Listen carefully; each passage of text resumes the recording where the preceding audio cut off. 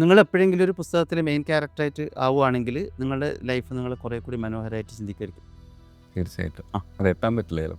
പറ്റും ഓൾറെഡി ഇതേർ അത് അറിയാം കേട്ടോ. ഓൾറെഡി ഇതേർ പറ്റത്തേനോ എന്തൊരു ജേണിയാണ്.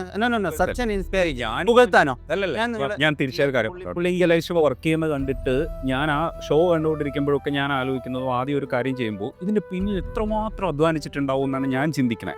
തോട്ട് തന്നെ കുറേ സമയം വേണം. അപ്പോൾ അത്രയും വർക്ക് ചെയ്യുന്ന ഒരു മനുഷ്യനാണ് നമ്മൾ ചെറിയ പരിപാടിയൊക്കെ ചെയ്ത് ആദ്യം എന്ത് ചെയ്യണോ എവിടെ താമസിക്കണം എന്നൊക്കെ ചോദിക്കുന്ന പരിപാടിക്ക് പുകഴ്ത്തേണ്ട കാര്യമില്ല ഇല്ലേ? ഇത്രയല്ലേ ഞാൻ പറയുന്നത്. നിങ്ങളുടെ കരിയർ ആസ് എ ഫ്രണ്ട് ഞാനത് കാണുന്നുണ്ടാവില്ലേ? നിങ്ങൾ കഴിഞ്ഞ കുറച്ച് വർഷത്തെ ഗ്രാഫ് എടുത്ത് നിങ്ങൾ നോക്കൂ. നിങ്ങളോട് എല്ലാവരും ഇത് പറയുന്നുണ്ടാവും. Satellite the way you are doing brilliant. അല്ലല്ല ഞാൻ അങ്ങനെ നിങ്ങൾ അബദ്ധം കാണിക്കുമ്പോൾ ഞാൻ വിളിച്ച് പറയലുണ്ടോ? അല്ല ഞാൻ നേരിട്ട് വിളിച്ചിട്ട് വഴക്ക് പറയലുണ്ട്. എല്ലാം ഉണ്ടല്ലോ. അത് ഞാൻ ഉള്ളത് പോലെ പറയാം. അപ്പൊ പിന്നെ കള്ളം എങ്ങനെയൊന്നും കള്ളം പറയാൻ. ആ ഗ്രാഫ് ആ ചേഞ്ചസ് എപ്പോഴും അപ്ഡേറ്റഡ് ആണ്.